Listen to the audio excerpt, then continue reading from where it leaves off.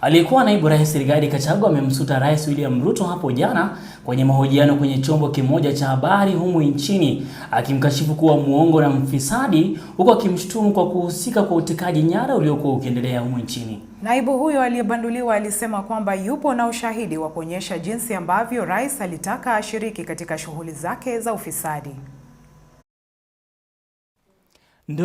Ndoana, lakini kwa wawili hao haikudumu. Hii ni baada ya urafiki wa chanda na pete baina aliyekuwa naibu wa rais Rigathi Gachagua na Rais William Ruto kutupiana maneno kwa vyombo vya habari.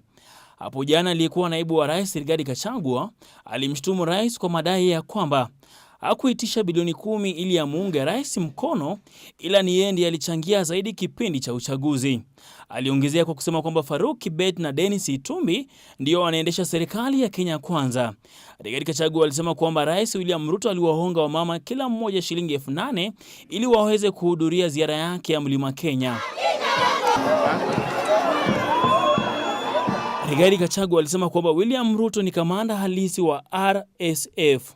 Akiongezea alisema kwamba Rais William Ruto alimwagiza kumwalika Hemedi, kiongozi wa RSF, lakini yeye alikataa kwa sababu ya vikwazo vingi vilivyowekwa dhidi ya kiongozi huyo na nchi nyingine zinazohusiana na vita vinavyoendelea ambavyo hadi sasa vimesababisha vifo vya watu 150,000 na kuwakimbiza zaidi ya watu milioni 1 kutoka nyumbani kwao.